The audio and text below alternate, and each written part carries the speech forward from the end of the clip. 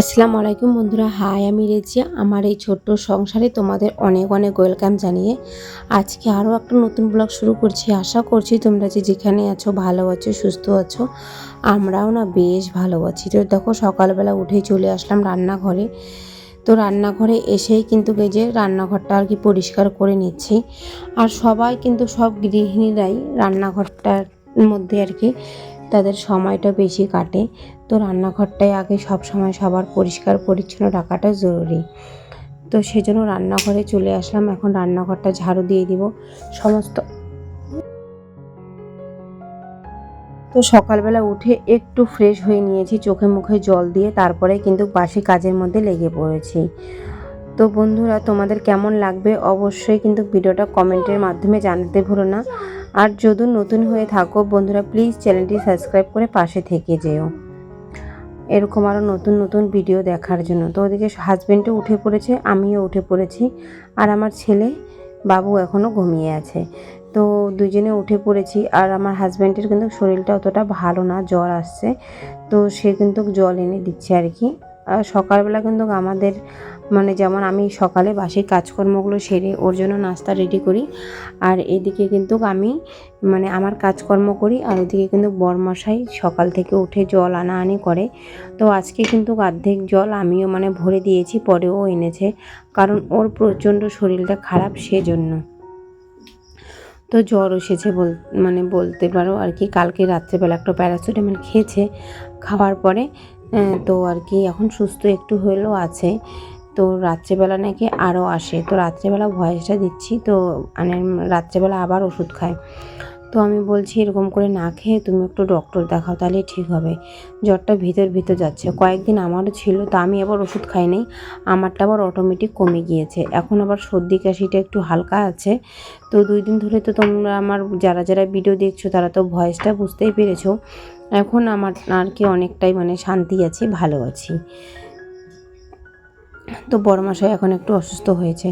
আর যে আমাদের ঘরের আর কি একটা খুঁটি বলতে পারো, ওই হাজব্যান্ডের ইনকাম দিয়ে আমাদের এই সংসারটা চলে। কিন্তু এই যদি বিছানার মধ্যে পড়ে যায়, আমাদের সংসারটার মধ্যে কে চালাবে, কীভাবে চলবে? আমার তো এই টেনশনে দিন রাত মাথা ঘুরছিল, জানো তো। তারপরে বড়মশাইকে বললাম যে তুমি ডক্টর দেখাও। তো বলছে কি না, আমি ঠিক আছি, ডক্টর দেখাতে আমার হবে না। তো দেখো আমাদের কিন্তু সংসারে যেমন আমরা খরচ করব, তেমনই কিন্তু আমাদের সংসারটা কত লোক সদস্য দিয়েই কিন্তু আমাদের সংসারটার মধ্যে ওইভাবে কিন্তু একটা বাজেট সিস্টেম শুরু হবে, বাজেট হবে। সেটা সবারই, আমার বলতে না। যার যেমন আয় তার তেমন কিন্তু ব্যয়। কিন্তু হ্যাঁ, আয় ব্যয়ের মধ্যেও কিন্তু লোকের পার্থক্য আছে, যে লোক কার কতটা বেশি কম আছে সেই হিসেবেও কিন্তু আবার খরচাটা বেশি কম হয়। তো আমরা কিন্তু কুচকুশোনা বলতে পারো, ছোট্ট, সেটা তোমরা জানোই। আর আমার শ্বশুরমশাই, আমি, আমার হাজব্যান্ড, আর 4 জন আমরা লোক শুধু খাওয়া দাওয়ার। আর পুচকুসোনার তো বাদই দাও, ও যেটুক খায় নাকি, তাও ধরতে তো হবেই না। তো আর কি 4টা লোকের কিন্তু আমাদের অতটাও বাজেট লাগে না। তো আমরা একটু কম বাজেটের মধ্যেই আমরা আমাদের সংসারটাকে ভালোভাবে চালাতে পারি। তো দেখো সকালবেলা কিন্তু দুধটা ফ্রিজ থেকে বের করে নিয়েছি, তোমাদের কখনই শেয়ার করেছি, এখন বলছি আর কি। তো মূল কথায় আসি যেটা, তো দুধটা বের করে নিলাম, তারপরে যে একটা কচু ছিল সেই কচুটাও বের করে নিলাম। তো দেখো স্কিনটার মধ্যে কতগুলো গোটা বের হয়েছে। তো এদিকে বরের সাথে গল্প করছি আর কি। আর এদিকে না কবের থেকে সিরাম মাথায় দেই না। তো চুলটা যে স্ট্রেট করেছি না, চুলটা কি গত করে যে রেখে দিয়েছি, তোমরা হয়তো দেখতেই পারবে এরপরে যে চুলটার আমি কি অবস্থাটা করেছি। তো সিরাম লাগিয়ে নিচ্ছি, আর চুলটার অবস্থা খুবই খারাপ হয়ে গিয়েছে। চুলটার যত্ন নিতে পারছি না। আর যে স্ট্রেট করে তার কিন্তু চুলের অনেক যত্ন নিতে লাগে। হ্যাঁ, 6 মাসের মতো, বা 6 মাস না, 4-5 মাস প্রচুর করেছিলাম চুলটা আর কি যত্ন। তারপরে কিন্তু আর হচ্ছে না। এই বাচ্চা নিয়ে, সংসার নিয়ে, তার বাবার বাড়িতে যখন ছিলাম তখন কিন্তু বেশ সুন্দর করেছি, এখন আর হচ্ছে না। তো যাক, কী করা যায়। এখন তো যেমন আয় এখন ব্যয় করতেই লাগে। তো যে ম্যাট্রিক্সের যে জিনিসটা দিয়ে করেছি সেটার কিন্তু দাম প্রচুর। তো আমাদের অবস্থা যেমন আমার স্বামীর ইনকাম তো কম, তোমরা সেটা সবাই জানো। তো অতটা আর কি বাজেট দিয়ে আমি আমার চুলের ট্রিটমেন্টটা করতে পারছি না। সেজন্য কিন্তু আমি যেটা যেভাবে আছে সেটা সেভাবে করে এখন আর কি চলছি আর ওভাবে করে রাখছি। তো দেখো আমাদের কিন্তু চিনিটা একটু বেশি শেষ হচ্ছে, কারণ কি বলো তো, চিনিটা আমি না বেশি খাই বলতে কি বলো তো, চিনিটা একটু বেশি চায়ের মধ্যে মিষ্টি দিয়ে খাই, আর চিড়া মুড়ির সাথে খাই, তো সেজন্য যদি মিষ্টিটা কম হয় তো ভালো লাগে না।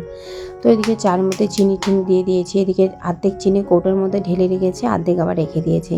আমি কিন্তু যে কোনো আর কি মুদিখানার বাজার বলতে পারো, আমি কিন্তু এভাবে করে গুছিয়ে রাখি। অর্ধেক বয়ামের মধ্যে রাখি, অর্ধেক কিন্তু আমি আবার প্যাকেটের মধ্যে ভালো করে একটা বালতির মধ্যে রেখে দিই।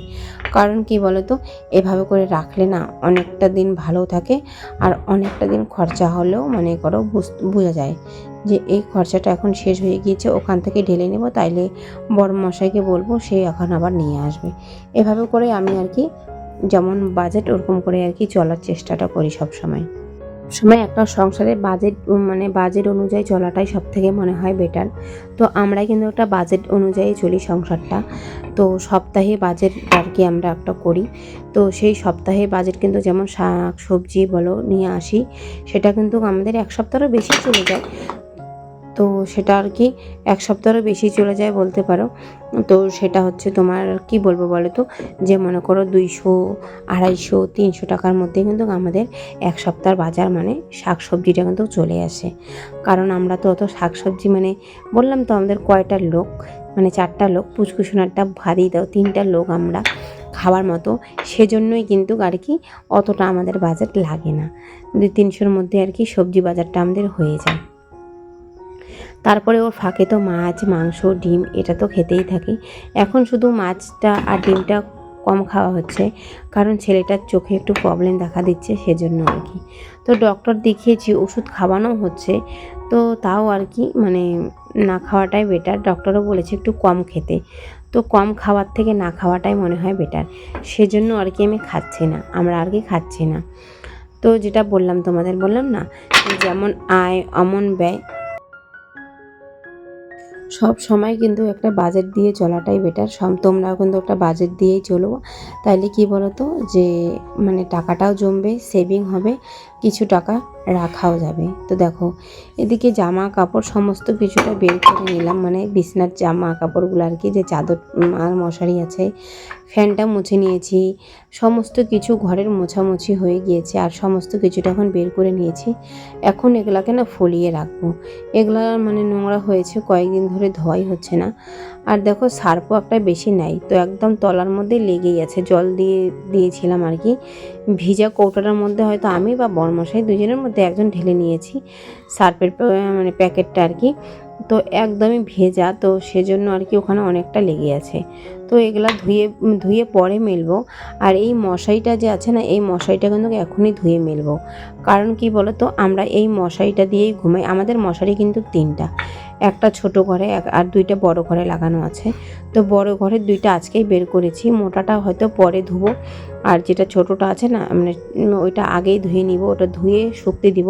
কারণ ওটা দিয়ে আমরা ঘুমাই, আর ওটা দিয়ে ফ্যানের মধ্যে বেশ সুন্দর হাওয়াটা ঢোকে, নাহলে কিন্তু ঢুকতেই চায় না এই মোটা মশারিটা দিয়ে।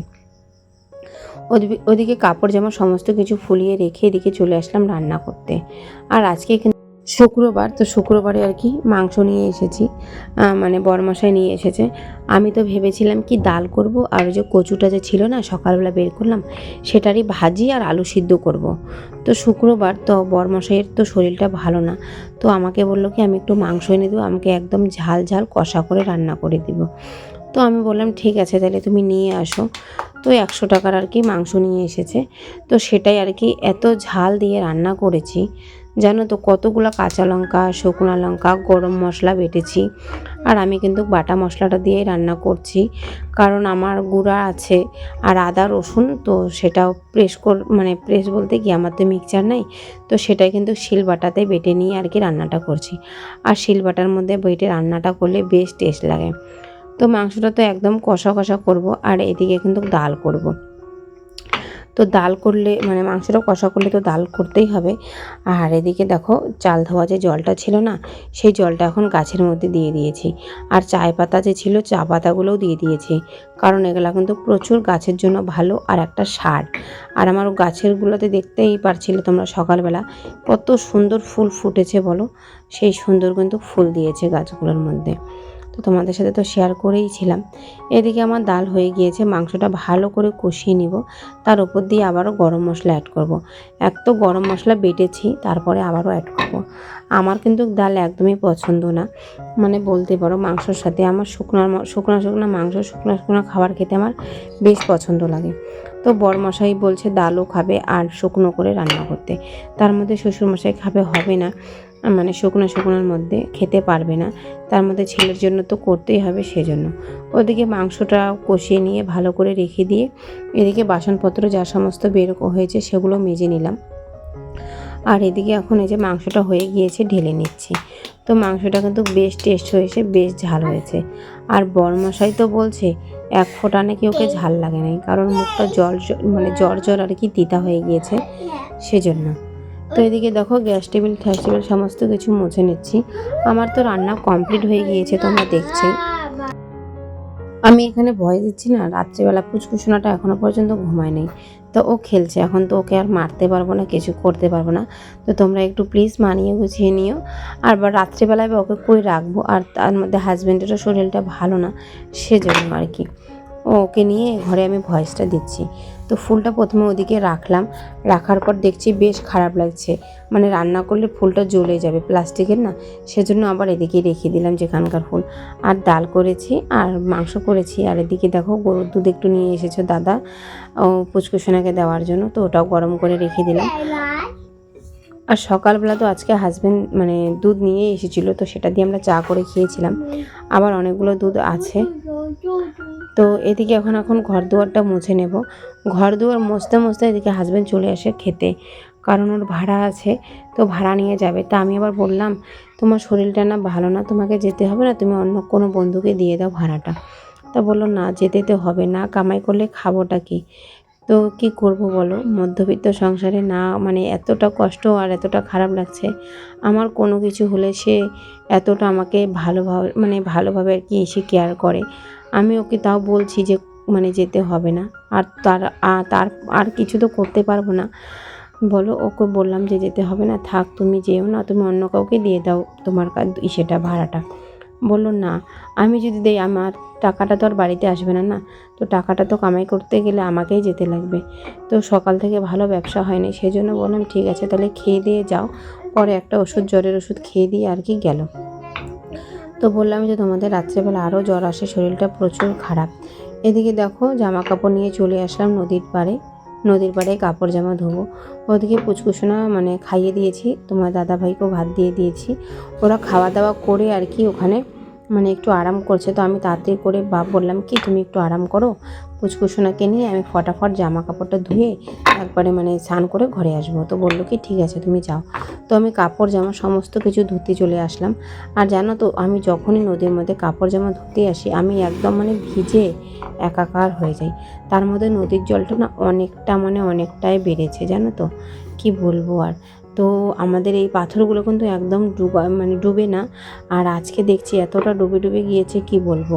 তো আমার ভিডিওটা কে করে দিচ্ছে বলো তো, আমার ভাইস্তা মানে আমার জায়ের ছেলে। তো ওকে আমি ডেকে এনেছি যে বাবু একটু আয় তো আমাকে একটু ভিডিও করে দে। তো সুন্দরভাবে একটু ভিডিও করে দিল। আর এতটা গরম লাগছে দেখো, চোখে মুখে একটু জল দিয়ে নিলাম। এগুলো সেই সকালবেলায় ধুয়েছি মানে ফুলিয়ে রেখেছিলাম, এখন শুধু কাচবো আর ধুবো। আর নদীর মধ্যে কিন্তু কাপড় জামা ধুতে বেশ একটা মজা লাগে বলো, কার মজা লাগে অবশ্যই কিন্তু কমেন্টের মাধ্যমে জানাতে ভুলো না। এই যে আয়ান আসছে না, এই নদীতে স্নান করলো, আমাকে ভিডিও করে দিল।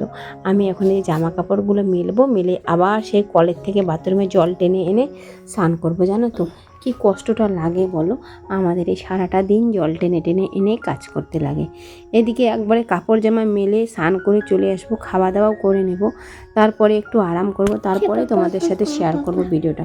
তো এখন এদিকে পুচকুসোনা ঘুম থেকে উঠেই পড়েছে, এখন পুচকুসোনাকে কলা দিয়ে দিয়েছি খাওয়ার জন্য, দেখো সে কলা খাচ্ছে। তো হাওয়া আমাদের এখানে প্রচুর বিকাল থেকে হাওয়া বইছে। তো দেখো জামা কাপড় সমস্ত কিছু ওঠাতে হবে, এগুলা সমস্ত কিছু পড়ে গিয়েছে। তো ভিডিওটা বেশি বড় এখানে শেষ করছি। তোমাদের কেমন লেগেছে অবশ্যই কিন্তু একটা কমেন্টের মাধ্যমে জানাতে ভুলো না। তোমরা সবাই ভালো থেকো, সুস্থ থেকো। এখন আমরা আর কি একটু বাইরে হাওয়া খাবো, কারণ প্রচণ্ড সুন্দরভাবে হাওয়া ছেড়েছে। তো সমস্ত জামা কাপড় তুলে নিয়ে আর কি রেখে দিই, এখন একটু হাওয়া খাবো। তো সবাই ভালো থেকো, সুস্থ থেকো। কালকে আরও ঠিক সময় দুপুর 2টোর সময় দেখা হচ্ছে। আজকের জন্য টাটা, আল্লাহ হাফেজ।